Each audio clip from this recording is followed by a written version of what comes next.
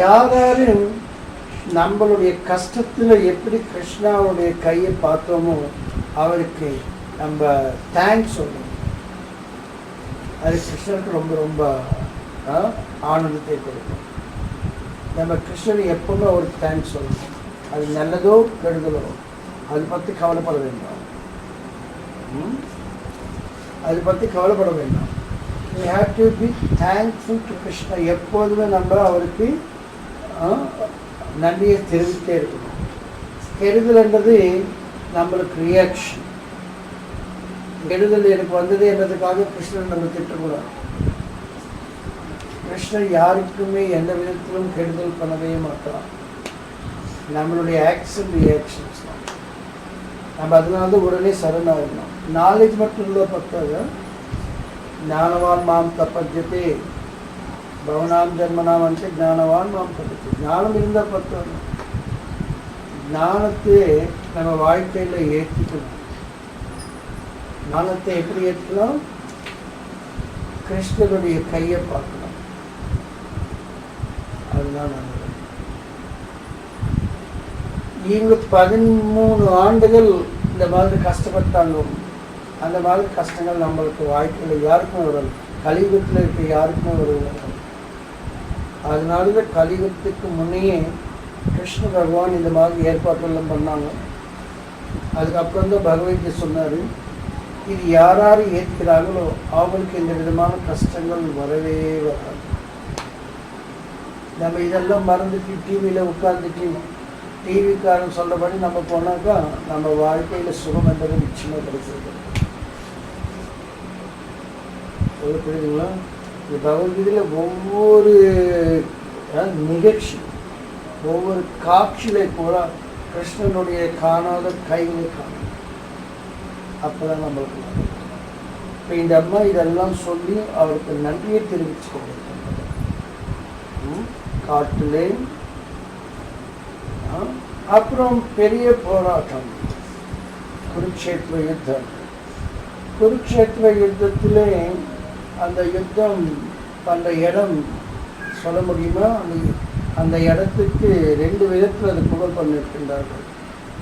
குருக்ஷேத்திர யுத்தத்தை எந்த விதத்தில்? 2 விதத்தில். எனக்கே தோணும் இல்லை. நீங்கள் எனக்கு சொல்லித்தர முடியுமா? தர்மக்ஷேத்திர குருக்ஷேத்திர. தர்மக்ஷேத்திரம், அதில் தர்மம் தவிர அதர்மத்துக்கு வெற்றியே இல்லை. குருக்ஷேத்திரம் எதற்காக வந்தது இந்த பேரு? அந்த இடத்துல எல்லா தேவர்களும் வருவாங்க. பரசுராமன் அவரும் இங்கே இருந்தார். பரசுராமன் கதை தெரியும் இல்லையா? பரசுராமன் 21 தடவை பூமியெல்லாம் சுற்றி வந்தார்.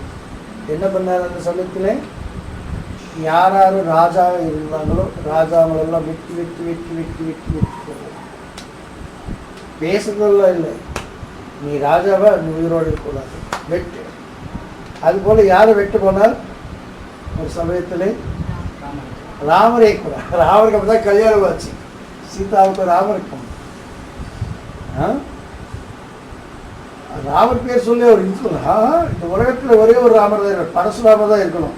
நீ யார்? ராமா, டூப்ளிகேட் ராமா, எங்கிருந்து வந்து? ஆனால் இந்த சாவடிக்கிறேன். எல்லோரும் பயந்துட்டாங்க. ஜனக் மகாராஜ் பயந்துட்டா, தசரதன் பயந்துட்டா. இது என்னடா இந்த மாதிரி ஆயிடுச்சு, இந்த மாதிரி ஆயிடுச்சுன்னுட்டு அவர் பயந்துட்டார். அவரை கடைசியில் இவர் வந்து ராமர் தன்னுடைய ரூபத்தை காமிப்பார். அப்போதான் பரசுராமருக்கு இதாகிடுச்சு. இங்கே வந்து நின்று அங்கே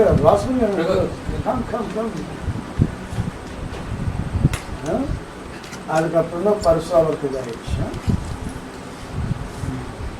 ஸோ இந்த விதத்திலே குருக்ஷேத்திர போராட்டத்திலே ஆக்சுவலாக ஜெயத்ரத்தனை சாவடிக்கிறதுக்காக எவ்வளவு முயற்சிகள் வந்தது. அந்த அது வந்து அசம்பவம். ஆகவே அவருடைய தலை வந்து கீழே விழக்கூடாது, அவங்க அப்பா மடிமையில் போய் விழும். இல்லை, அர்ஜுனனுக்கு அசாத்தியம், ஆகாத கதை. இது எல்லாம் கிருஷ்ண பகவானுடைய கருணையால் தான் நடக்குது. நம்ம எல்லோரும் கூட இப்போ கூட கிருஷ்ணனுக்கு தேங்க்ஸ் சொல்லணும். இந்த சமயத்தில் இங்கே உட்கார்ந்துட்டு நம்ம இதெல்லாம் கேட்டுக்கொண்டு இருக்கின்றோம், பேசிக்கொண்டு இருக்கின்றோம். ஆனால் எத்தனோ மக்களுக்கு இந்த வாய்ப்பு இருந்து கூட அவங்க ஏற்றுக்கொண்டு, அதனால இது கிருஷ்ணருடைய கருணை.